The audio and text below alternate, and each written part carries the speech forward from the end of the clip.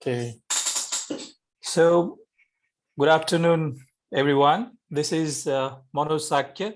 I'm a third-year PhD student here in School of Computer Science and Engineering, NTU, and I'm your host in today's SLS talk. It's episode 8, and we are here today to listen one of my very good friends. Her name is Pratyusha Jwala. Am I right, Pratyusha? Yeah, that's right. Right, and talking about her, she is one of the PhD students under the supervision of Professor Jyoti Shafiq Jyoti, and her interest actually lies in machine translation, and she's a final year student. I think she joined in NTU in 2018, if I'm not wrong. So today she will be talking about her latest paper, the entitled as Pronoun-Targeted Fine-Tuning for NMT with Hybrid Losses, and we'll get to know more about that paper from Pratyusha. And Pratyusha, let me welcome you once again, and the floor is yours. Yeah, thank you, Manoj. Okay, so let me just share my screen. Yeah, so while sharing your screen, let me quickly address the audience's friends out there. Let me welcome you all here, and I'm really happy that a lot of friends are joining us. And a very quick housekeeping. I will please do mute your mic, and after the presentation, if you have any queries, you can just unmute and ask your queries, your questions to our presenter, Pratyusha. Thank you so much. Pratyusha, please. Yeah, thank you. Go ahead. So is my screen visible so you can see my slide? Yeah. Okay, all right. Okay, so good afternoon, everyone. My name is Jwala, and I work at the NTU NLP lab with Dr. Shafiq Jyoti. And I'll be presenting my work on pronoun-targeted fine-tuning for neural machine translation with hybrid losses. So I'll briefly start off with giving you some introduction to NMT systems, to machine translation systems, and then our motivation for this work. Then I'll introduce the losses that are typically used in MT systems and the losses that we are introducing, the hybrid losses. Then I'll take you through our experiments and results, and then I'll conclude with some analysis. So let's start off by looking at what machine translation is. So usually you have some source text, say it's some language, say French, and you want to translate it to another language, which is called the target. So here it's English. So you can see I have an example here where we have a sentence in French, and you want to produce its translation in English, and it should look something like this. So this is the task that we train machine translation systems for. And typically the way they are trained is that you give them such examples. So you give them something called parallel data, which just means that you have a text in some source language, and then you have the corresponding translation in the target language, and you have millions of such sentences, and you give that as an input to your MT system, and you ask it to learn. So now, after neural machine translation systems were introduced, there was this huge improvement in the way MT systems worked, and there were suddenly all these articles which said that, okay, we have solved MT. There's no more gap between the way humans do translations and the way MT systems do translation. We have reached historic milestones. Human performance has been matched in Chinese to English and Russian to English and so on. But I mean, anyone who has probably used Google Translate might know that this is not really true. So there were quite a few actual research studies as well, which show that this isn't true. The MT systems are not that good. And one of the biggest problems is because the evaluation is not robust. I'll talk about this soon. But one big problem that MT models struggle with is something called discourse phenomena. I'll give you examples for this soon, but these are things like pronouns and connectives, etc. So let's look at an example of where MT systems normally fail. So for example, we have again our French to English translation. So we have the French sentence, and I've highlighted the word ill here. And the human translation says he was creative, generous, funny. So we clearly were talking about a person who is, funny and all that. But then you look at the MT system, and very often it'll produce something like it was creative, generous, and funny. It's a very common mistake that MT systems will make. Especially because the French word ill is ambiguous. It can be he or it, depending on the context. And empty systems very often lack context. So I'll talk about that. Now, the problem is that the most commonly used empty metric, the metric that measures how good empty systems are, is something called BLUE. It's called BLUE score. In very, very simple terms, what BLUE does is simply measures the word overlap with the reference translation. So what you would do is you would take the empty output, like it was creative, etc., and you would compare it with the human translation, he was creative, etc., and you calculate how many words overlap between these two. Now you can see that if you have one word difference, like if the empty is roundly translating he as it wouldn't make a significant difference to the overall BLUE score because it's just one word. But when you read it as a human, in terms of the meaning that is carried to you, it's a much more significant difference because you realize you're suddenly talking about an object rather than a person. So that sort of this one word can make a significant difference to your perception of the sentence meaning, but to the BLUE score, it's very insignificant. So this is one of the reasons why empty performance can often be over calculated. People will think it's very good, but really, if you look at the finer grained details, it's not that good. So let me now come to discourse phenomena that I mentioned before, the ones that empty systems most commonly struggle with. So what are discourse phenomena? So normally in a typical text, you have multiple sentences, you have a full article. That's what you usually translate. Sentences are not isolated. So what happens is that all sentences in the text are usually related. So for example, you have John lives near the park. And then you'll say something like, he often goes there. So as humans, we know that the he is a reference to John and there is a reference to park. We know that automatically. That's how pronouns work. Now, if you didn't know about the previous sentence, you would not know who he refers to. You would not know what there refers to. So you need that context from the previous sentence. So this is an example of pronouns, which is relevant to our current work. I'm also giving you another example of a discourse phenomena for connective, which is not really relevant to this work, but just so you know that it's not just pronouns, there are lots of other phenomena where empty systems can go wrong as well. So this example is Eva walks into town to buy ice cream, but the shop is closed. Now, in this sentence, if you just say the shop is closed, you won't know if it's a good thing, it's a bad thing, why is that relevant? But if you know that there's a previous sentence, you know that the purpose of why is the shop important. You'd also know that but here has a negative connotation because, we wanted to buy ice cream, the shop is closed, we couldn't get the ice cream. So all this is something we are understanding based on the previous sentence, but all this information is not available to the empty system. Just something to keep in mind why they would typically fail. So now we have more recently something called context-aware machine translation, because almost until now, empty systems and even evaluation, they've all been done at the sentence level. So if you do it at the sentence level, as I've just shown you through multiple examples, both the evaluation and the empty systems are incomplete. It's not good. It doesn't give you a good picture of what's actually going on. So more recent systems are now trying to model extra sentential context, trying to make sure they include the context. But of course, if you continue to use BLUE scores to measure it, it's still not going to help you because the BLUE is not going to tell you if your context addition is actually improving anything at all. So this is just basically a point to make in terms of the fact that we need to have fine-grained evaluation as well. Let me now briefly introduce something called backtranslation. So this is one of the most successful ways that is used to improve empty. If you recall previously I mentioned, you need parallel data to train empty systems, and empty systems are extremely data hungry. You need millions of sentences in order to get a decently good system.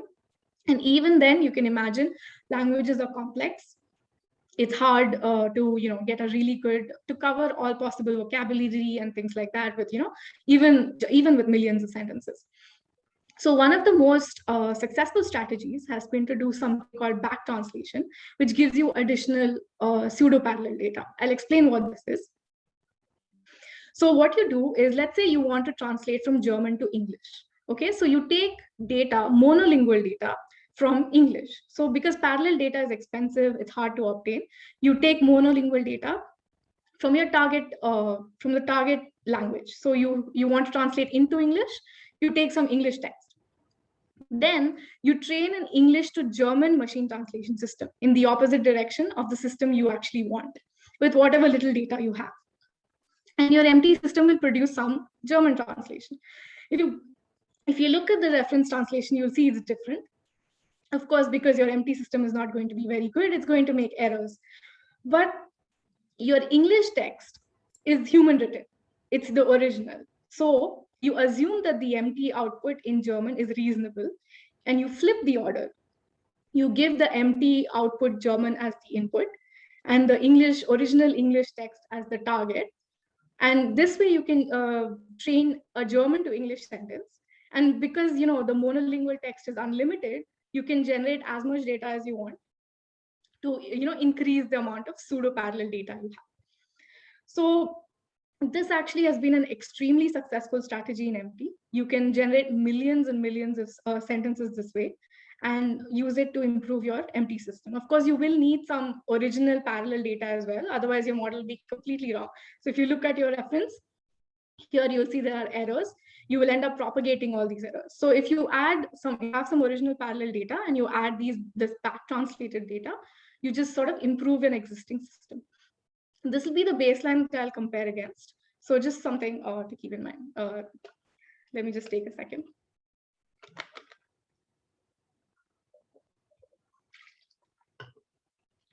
Sorry. Okay, so now we come to the motivation of this work. As we have talked about before, MT models are poor in translating discourse phenomena like pronouns. We also have contextual models, but the problem is that, of course, every language is different in the way it handles this kind of context. So I show you an example in French, I showed you an example in German, they both have problems. So if you have context models which are tailored to a particular language, if you want to change it to a different language, you might have problems. It might not work for a different language and so on. So just another example, excuse me. Another example for pronoun mistranslation here. This time, this is from German to English. I'm providing this as context because I'll first present some results in German. So again, we have the same problem here. There is something in German called grammatical gender. This is common in lots of languages. I think languages like Hindi also have grammatical gender. What it means is that objects in those languages are assigned gender, unlike English, where objects are neutral gender. So you would refer to all of them as it. In these languages, objects also have gender. So in German, the word apartment is apparently assigned a female gender. So if you see the MT system translation, it erroneously translates the German sentence into I was shown this apartment in Earl's Court and she had. Now, this is jarring to someone who might speak English because you think you're talking about some person, which is not true. You're talking about the apartment. It should be it had.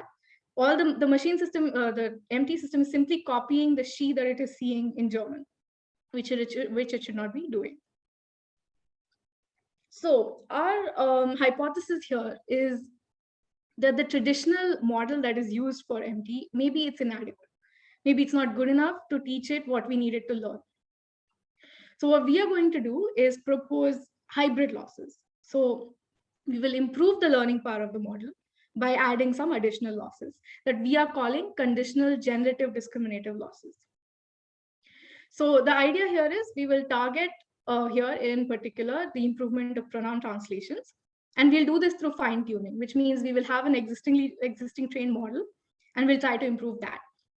But importantly, we'll do this without using additional data. So unlike back translation, which will use additional monolingual data, we don't use any additional data at all. But what we will do is to try and leverage whatever training data we have. So whatever data we'll train the baseline model with, we'll try and leverage that. What we'll do is we'll try and find problem data, like data the model has not learned properly from in its own training data, and then we'll try and improve the model's learning on that. So let me now briefly introduce the conditional language modeling loss. So this is the typical loss that is used to train an MT system. I have all the equations on the screen, but in very simple terms, what a CLM loss does is conditions the output of the MT systems on two things. Firstly, the input. So this is your input in French, German, and so on. Secondly, it is also conditioned on the words that you have generated so far. So also the tokens that you have generated previously. This is important because firstly, when you're looking at the source input, you're looking at the meaning of the source text. But when you're looking at the previous tokens, you're sort of trying to maintain the syntax, the grammar, and the fluency in the target language. So basically, that in very simple terms, that's what this loss does. Make sure that you're conditioning on the input and also the previous tokens that you have generated so far for your output. And that's pretty much all a CLM loss is. Now, in our fine-tuning network, we are going to now add an additional loss. So the main thing we are doing here is characterizing the incorrect input that the model is already producing. Remember, this is fine-tuning. So we have a trained baseline model. So whatever the model is producing is from a negative class, if it is wrong. And the target or the reference, we're calling it as the positive class. So this characterization is sort of just to fit into the framework of the loss that we will introduce later. So the main intuition here is we want to promote the positive sample over the negative sample rather than over the entire vocabulary. Now, let me just briefly go back to the CLM loss. One of the main things the CLM loss does is to predict a conditional probability distribution over all the words in the target text. So basically at every step, your probability distribution says, given these are the words in your target language, which word should you predict now? So given this as the source input, given you have predicted, so many words, what is the next word? And you predict this based on the entire vocabulary. So which word is it out of the vocabulary of that entire language? But for our loss, we don't need to do this because we are doing fine tuning. We already have a loss over the full vocabulary. What we are going to do is concentrate only on the wrong and the right inputs. So the only two things that matter in our loss is the negative, the wrong one that the model produces, and the right one that it should be producing. We propose two variants. One is a log likelihood loss, and the other is the max margin loss. I'll briefly describe them. So the log likelihood loss is the typical loss. I think probably everyone's familiar with this. This is actually very similar to the original loss that, this is just a cross entropy loss, if people are familiar with it. This is actually the same loss that is used to predict probability distribution in the original NMT model. The only difference is, instead of having in the denominator all possible words in the target, you only have the reference and the model produced wrong output. And the next loss is a max margin loss, which is also known as a pairwise ranking loss. Once again, only two main terms here, the positive token and the negative token. And there's some margin here, which is, with this loss, make sure that there is some minimum distance between the values of the positive and the negative. One second.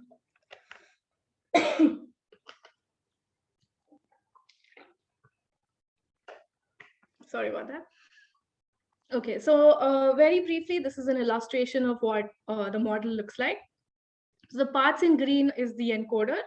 The parts in yellow, the orange is basically the decoder. So given the input, let's say the model produces it instead of he. Normally, you would have a cross entropy loss that goes over the entire vocabulary, let's say A to zebra. But what we are doing is adding an additional loss, comparing it and the correct answer he, which goes through our special losses here. Now, apart from the loss, we are thinking, we don't want to use the entire training data again for our fine tuning. So how about we refine the data as well? So given that we have some training corpus D, where S is the source and R is the reference text, we have a baseline model M that has been trained on this corpus D. What we do is we translate the training corpus D itself using the baseline model. Okay, so you have a model M, which has been trained on some corpus. We use M to translate its own training data, basically. And you get the translations that it produces. In very simple terms, we're trying to see where the model is making mistakes in its own training data. What this tells us is which data and it has failed to learn from, basically, because it has seen this data during training, and it's still producing the wrong translation when it's translating the training data. You translate the corpus using the baseline model and align those translations with the reference, and just find the pronoun translations that don't match the reference. So again, let's look at, if you go back to the example, let's say this sentence was in the training data. We simply translate that sentence. And if the model is wrong, then you take the sentence and the correct translation and you put it in the subset. So basically this sentence, the model is not learning correctly. So maybe you want to look at it again. So we extract all of these sentences with mistranslations from the training corpus and create a fine-tuning subset. Now, these are the baseline models that we'll be training for our experiments. So the first model is the sentence-to-sentence model. Both models are actually the base transformer models, which I hope people are familiar with. But basically, it has an encoder and a decoder, and self-attentions and cross-attentions and things like that. And in the sentence-to-sentence model, each sentence is translated independently, which, as I've talked about before, is very standard in NMT. One sentence input and one sentence output. In our concat model, it's the same base transformer, but we have a very simple contextual model where we simply concatenate one previous sentence as context. So it's just very simple, just one extra sentence, one previous sentence as context is concatenated. So I'll first present results for the German to English translation tasks. And for this task, we have 2.5 million pairs of training data. When we train the model on this data, and then we look at all the errors it makes on this data, we find that around 300,000 pairs, it actually makes pronoun translation errors. And now this is our fine-tuning subset data. I'll be presenting results on the WMT14 test data. This is basically just a set of sentences, which is considered standard for this for NT. And then there's also a targeted pronoun test set that I created as part of my previous work. This is basically just, again, a list of sentences, but every sentence has a pronoun so that we can see how it is performing on pronouns. Now, these are the baseline results. As a standard, I'm reporting the blue score, but I'm also, you'll notice, I'm reporting precision recall and F1 scores for how well it is translating pronouns so that we have some idea of how it's performing there. We'll see off the bat that the concat model is performing much better than the sentence-to-sentence model, both in terms of blue, but particularly in terms of the pronoun F1. So providing the model a little bit of context is already helping it in producing good pronoun translations. Next, now what we're going to do is check how good our data is. We created a subset of the model's training data. Now you can see the results which are highlighted in red here. What we did was we simply trained the model for a little longer on this subset. Now what this did was it dropped the blue scores because the model is not generalizing anymore. So instead of the full training data, you're only training on a smaller subset. But you'll notice that the pronoun F1 score has actually improved. So this means that this data, this particular subset of data, is actually helpful to the model, particularly for learning pronoun translations. But if you only fine tune on this, it will lose its generalization and the blue score will drop. So what we did is figure out that you'll have to do fine tuning both on the full data set and on the subset, but we'll actually have a higher percentage of the subset in the fine tuning that we do. So these are the results that are highlighted in blue, where, I mean, the blue scores are still, at least it's not better than the baseline, but they're stable. It's not as bad, but the pronoun F1 has also improved. We also have results to show that the low results are not because our model is under-trained. So if we simply increase the training and train the model for longer on the same data, it doesn't actually lead to any improvement. So here, basically, we're showing that our subset data is actually helpful for training, particularly to improve pronoun translations. Now we add the loss. Now there are two ways to add the loss. We could add all the loss on all tokens. The extra loss, you could add it to all tokens that the model is wrong on, or you could only add it on pronouns.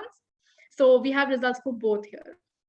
You'll see that compared to the baseline model, we have results. The first result highlighted in blue, we get improvements on the blue score as well when we add our losses into fine tuning, and slight improvement on the pronoun F1. Now the results highlighted in red this time, what we did was we added the losses, but instead of using the pronoun subset that we filtered before, we just trained on a random subset of data, which is of the same size. And we see here that The pronoun improvement here is not that significant. The blue score improvement is not that significant. So basically what we're trying to show here is both the loss and the data are contributing in their own ways. In more significantly, we'll see that the concat model is the best performing overall, particularly when we apply the loss only on pronouns. The pronoun F1 also improves significantly. So usually applying the loss on all tokens versus only pronouns is just a trade-off between improving your blue score versus improving the F1 score on the pronoun translations. Now we repeated all the experiments with log likelihood loss. In brief terms, the results are comparable. So it is not really about which loss is better, but at the end of the day, we're adding an extra loss. Overall, we get very similar patterns here, where concat does the best, and using a random subset doesn't help, and so on. So here are some examples of what the kind of improvements that our model brings. So in more general terms, if you look at the first example, you have the reference translation which says, for 14 hours, doctors battled to save the life of the victim. The baseline translates it as 14 hours of doctors fought, which is clearly wrong. But our best model is actually able to correct that to the doctors fought 14 hours. And now, more specifically, if you look at pronoun, this is a little complicated, but the main thing here is you need to look at the context to realize why the translation is wrong.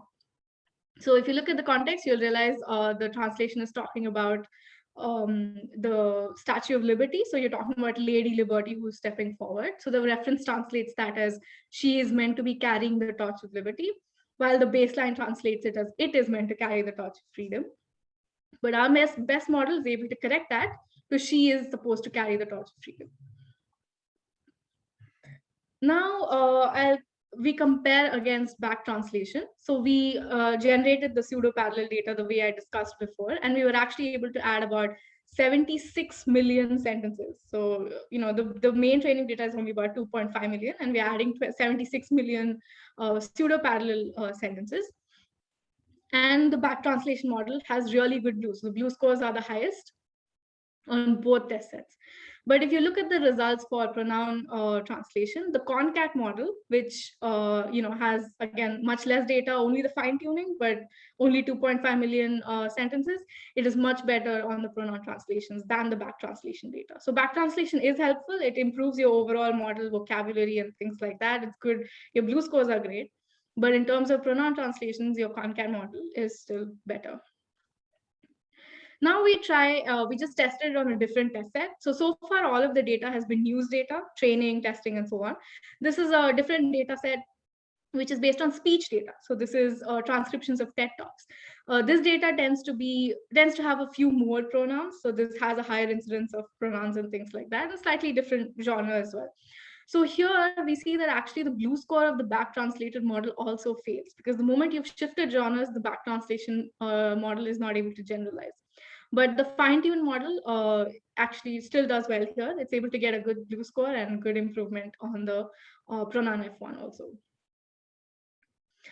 Then, we repeated all of this for a different language pair. We tried it on French to English. Again, very similar results. We were able to get improvements in blue and F1.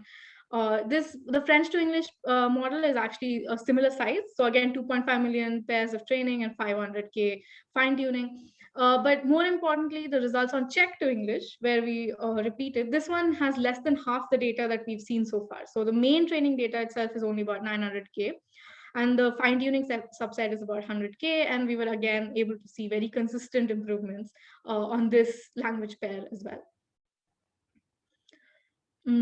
Yeah.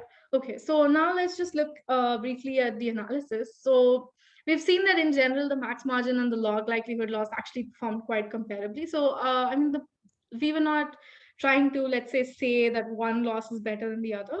That was not the point we were trying to make. At the end of the day, we're trying to reinforce certain parts of the model, give it more power, add extra loss. So both losses are equally helpful. And we saw that the sentence-to-sentence model also saw significant glue improvements, but compared to the concat model, which did much better. So, I mean, we think that this is probably because of a lack of context. The concat model, just by the virtue of adding an extra sentence, already had significant improvements. So this is just, another push saying that we need the context and we should push for more research in this direction. And something interesting that happened is that our targeted data set, the fine-tuning subset, we picked it based on the errors that the model made on pronoun translations. But we saw that we actually got general glue improvements. Now that's weird because we only picked it because it was making pronoun errors. Why is the glue improving more significantly? What we think is what's possibly happening is we picked the sentence because it made a pronoun error, but probably it's making lots of other errors in the sentence as well. Probably it's a hard sentence for the model to learn from. So it's the pronoun error is not the only error it's making. So inadvertently, by reinforcing that data set, we are fixing other problems as well, which is why the glue score is improving in general. So one thing that I'd like to point out here is that the fine-tuning framework is quite generic. So if you notice, the only pronoun-specific thing we did was the data set where we filtered it based on pronoun errors. But really, you could apply this to anything. So you could, let's say, apply it for named entities, which is another class of things that MT systems tend to struggle with. And you could also adapt this to either other generation tasks. So it doesn't have to be MT specific. You could do this for summarization or any other kind of control text generation task. You can try and improve certain aspects of it. Like, for example, in summarization, maybe factual correctness is really important and you want to reinforce that. So you can try and fine tune specifically for that. You could also try and fix issues like biases in data sets. A lot of the times you have a data set, you train a model and it picks up a lot of things like gender biases from the data. So maybe you want to fix that. So instead of trying to find a whole data set that doesn't have gender bias, you can train a baseline model and then correct just the biases by targeting the fine tuning there. Now, one of the biggest problems with this approach is that it needs some manual intervention. So, we had to have a baseline model, then we had to train that model, and then, we had to translate the entire data set using that model. Then we had to align it with the reference, find the errors, and then create a subset and so on. So this is a significant manual effort that went into, in between the steps. So ideally, what we'd want is an end-to-end system that will automatically, filter this as well. So automatically tell us that, okay, this data I haven't learned properly on, so maybe we should look at this again. So ideally, we have a system that automatically does this part. So that part we'll be looking at hopefully for future work. Okay, that's it. Thank you so much. This is a QR code linking to the full paper in case you're interested. Jwala, thank you so much. That was a wonderful presentation from your side. Thank you once again. So, so is it machine translation kind of thing? Is it really hard to generalize it? I mean, I saw like a few data sets you have used, particularly in German language, and then you've tested that in kind of Czech language as well. Mm-hmm. You mentioned that, right? So. So only few languages. I mean, you have tested taking only few languages. Is it really hard to generalize your solution? No, so that's the point we were trying to make. Like the entire solution, really, we tested it on German, and then we showed that it works in other languages by running it on French to English and Czech to English as well. It's actually quite uncommon to do it on 3 languages, although it sounds like, oh, 3 languages isn't much, but actually it's extremely uncommon. Most work in MT concentrates on just 1 language pair or 2 at best, because again, if I've mentioned before, it's very data intensive.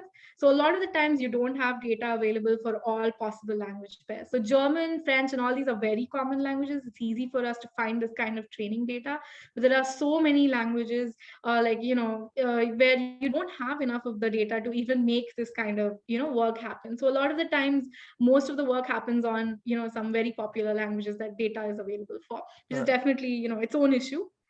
But yeah, so we tried to show that it's generalizable to French and Czech. But like, as you can see, there isn't really anything language specific we're doing at all. So the only thing, like I mentioned, is the way we are filtering the data in terms of pronouns. And you can, if even if you weren't translating to English, it was just easier for me to do to English because I speak English and I know what the pronouns in English are. But if you were, let's say, translating from English to French and you knew how the pronouns in French looked and all that, you would just do it in the opposite direction. So yeah, there's nothing really language specific here. Yeah. Thanks. Well, let's receive few more questions from audience. You can please unmute your mic and then you can directly ask question to Jwala. If there is any question. Yeah. Yeah, there is one question from Ryan, I think. If blue is so problematic, why it is still used these days? Yeah, so this is like a huge thing, every year in every conference, there's a new paper saying why blue is so bad. The reason why people keep using blue is, firstly, we have significant amount of papers which have used blue. So if you don't mention blue, there's no way for you to compare with existing work. So it's just easier for you to run blue so that you can compare with whatever's been done so far.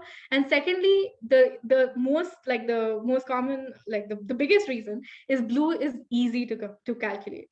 It's very easy. You just have to do word overlap. It's got precedent. All the papers do it, and it's the easiest thing to do. If you have to do fine-grained comparison, now see, my paper is talking about pronouns in particular, so I'm showing pronouns. But if you want to talk about MT in general, there are so many things that you could be doing, evaluations for pronouns, connectives, named entities, and it just becomes a whole huge list, and it's hard. And a lot of the times, it's not that straightforward to do these evaluations as well, because you can have multiple possible evaluations of that. Using blue is just easy, so people keep doing it, even though there are, every year you can find a paper which tells you why blue is bad, but people keep using it. Hopefully we'll get there once we keep getting better evaluation metrics. So recently we've had things like birth score and things like that, which are automatic metrics. People are trying to train them to be better than blue. So hopefully they'll catch on as time goes on. Right. Yes. Thank you. Let's wait for a few more questions.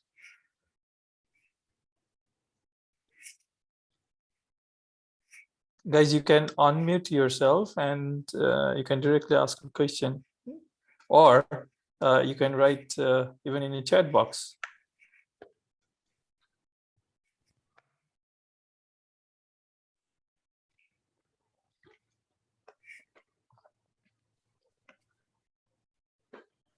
If there is no question from audience, Jwala, I have one more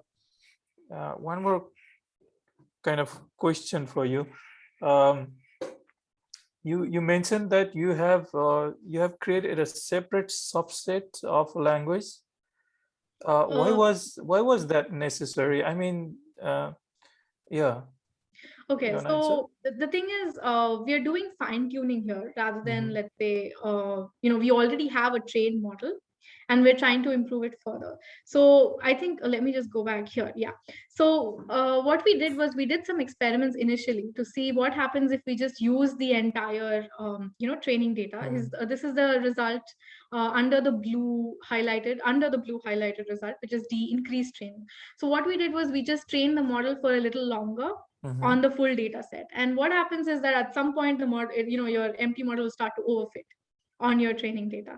So the thing is, in the training data, the model, so normally if you test your training data, you should get like 100% results, because this is all data it has already seen, and models are usually very good at data they've seen already. So there's no point trying to train on things it already knows. What we are trying to do is look specifically at the ones that it's failing on. So its own training data it has seen, but is still failing. So we're trying to reinforce and improve that instead of the full training data. I mean, it also saves you time and, training space. Plus, actually training on the full data will just overfit your model on the, on the examples that it has already seen and is already good on. So it just overfits on that. So there's no, if you train it on the full data, it doesn't really help. Okay. Yeah. Right. Yeah. Got it. Yeah. So one more questions about the data set. I saw that you have used two different data sets. One is WMT14 and then the other one is IS something, right? Mm-hmm. So how those data sets are different, and why did you consider specifically those two data sets? So WMT is actually data that comes from a conference on machine translation. It's the standard. They set standards for MT usually. So they give us, the training data and the test data and all that. And every year they Okay. conduct a competition, to see the best MT systems.